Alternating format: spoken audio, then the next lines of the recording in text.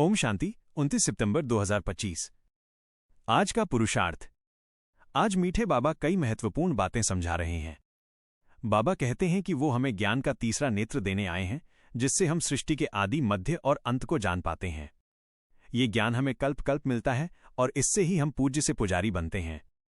बाबा समझाते हैं कि हम ही आदि सनातन देवी देवता धर्म के थे।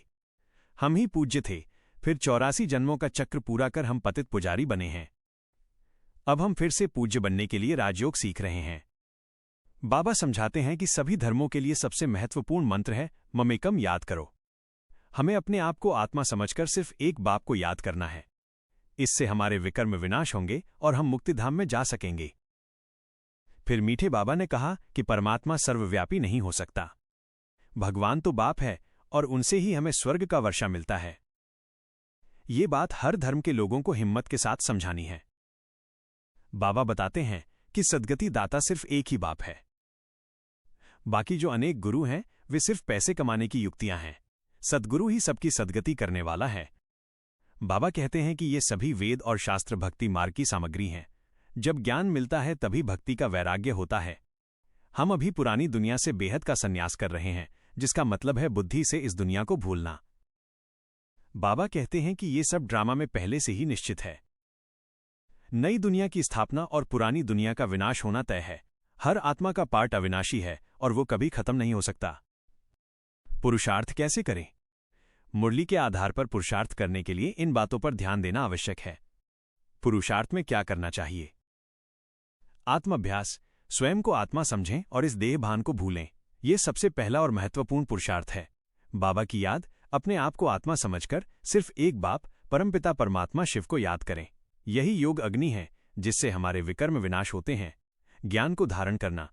बाबा जो ज्ञान समझाते हैं उसे सिर्फ सुनना नहीं है, बल्कि उसे अपने जीवन में धारण करना है। सेवा करना। शेरनी शक्तियों की तरह हिम्मत के साथ दूसरों को ज्ञान देना है। उन्हें समझाना है कि वे अपने आप को आत्मा समझें और बाप को याद करें। नम्रता और धैर्य। नम्रता और धैर्य जैसे गुणों को धारण करें। इससे क्रोध भी शांत हो जाता है। त्याग और तपस्या। अपनी सेवा में त्याग और तपस्या को शामिल करें। यही सच्ची सेवा है जो आपको यथार्थ सेवाधारी बनाती है। पवित्रता। निर्वाण धाम में जाने के लिए पूरी तरह से पवित्र बनना आवश्यक है। इसके लिए पवित्रता की प्रतिज्ञा को निभाना और याद की यात्रा में रहना जरूरी है। सफल पुरुषार्थ के लिए क्या नहीं करना चाहिए? बातें नहीं बनाना। जिनका अभ्यास नहीं है उन्हें बाबा की बातें दूसरों को नहीं बतानी चाहिए। इससे ज्ञान और बाबा का नाम बदनाम होता है। अपने आप को परमात्मा समझना। दूसरे धर्म वालों को ये बात हिम्मत के साथ समझानी है कि वे अपने आप को परमात्मा न समझें, बल्कि सिर्फ आत्मा समझें। देह भान में नहीं आना। देह के सब धर्मों को छोड़ना है। अपने को सिर्फ आत्मा समझना है। सिर्फ सुनना नहीं। ज्ञान को केवल सुनना ही नहीं है, बल्कि इसे अपने जीवन में उतारना है। केवल सुनने से ऊंचा पद नहीं मिलता।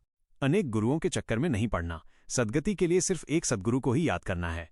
अनेक गुरु सिर्फ पैसे कमाने का माध्यम है।